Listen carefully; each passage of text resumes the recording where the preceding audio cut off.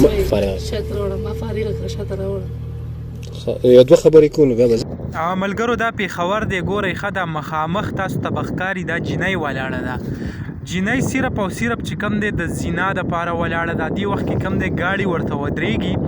او هغه ګاډي راځي لکه اوس دا یوه هم نه ده ولاړه زه تاسو ته دا نورې هم شو کومه دا هم وګورئ چې دا ټولې هغه په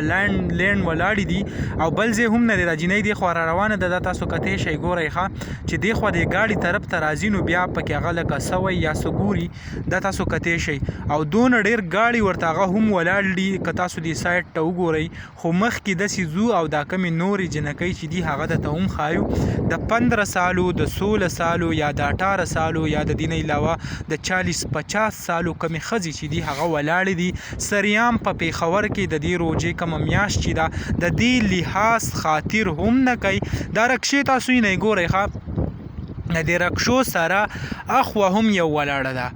دا رکشې ورته هم په لینډ کې ولاړې دي او دا خلک وله یا راځي یا دې رکشو ته خیږي اوس دا څه حساب دی خو ګورو چې کوم دغه د رکشې نه اخوا دا دوه کسان ورسره ولاړو دي هم څه سلا کوله او د دې رکشې نه اخوا یې دا وینئ ښه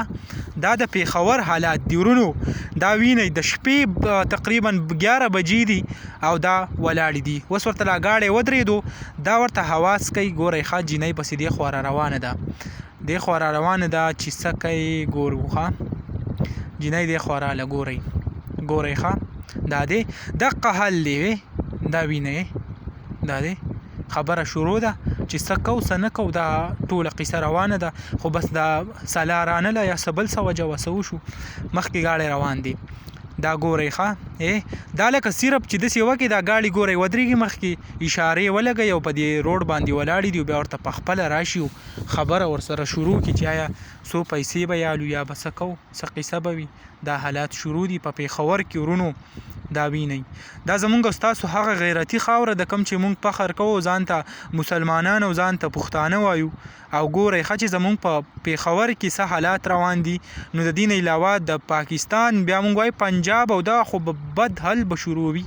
دا تاسو ګورئ ښه چې کم حالات روان دي په خیبر پښتونخوا کې په پیښور کې وزیر اعلی چې کم دی هغه ولګېدو وایي دغه یې بند کړه د پښتو فلمونه یې بند کړه د پښتو فلمونه خو ته بندې خو دلته کې دا د زینا اړې چې چالو دي دا به څوک بندوي په دې باندې هم څه ایکشن واخله که نه څه پې وکړه ځکه دا حالات که رواني زمونږ کم را روان کل چې دی هغه به کم حد ته رسي په هغو باندې به کم اثر کېږي دا وینې ښکاره کولیام چې کم دی هغه خبره روانه وي د زینا چې ما سره لاړه شو زر بلکې 2,000 روپۍ په دې باندې هغه قصې شروع دي زما ورونو کوم حالات چې دي مونږ دلته یو بابا دی کله دې تاسو هغه خبرې واورئ چې بابا د دې خلکو په حقله باندې سوی نو هم به تاسو حق حریان شئ بابا وایي چې یوه ورځ نه ده هره ورځ چې کم دی داسې قسمه چلونه شروع دي دلته چې کم دی خلک ښځې بوزي رابوزي او هغه هم لکه تاسو د بابا ضرورت نشته خو کم څه چې تاسو ولیده په ویډیو کې نو هغه تاسو ته ما ټول وښو دغه لنډه شان ویډیو به تاسو سره شریک کوله چې د پیښور او زموږ د پښتنو حالات څه دي هغه تاسو وکاته ان شاء الله بل ویډیو کې ملاوي الله حافظ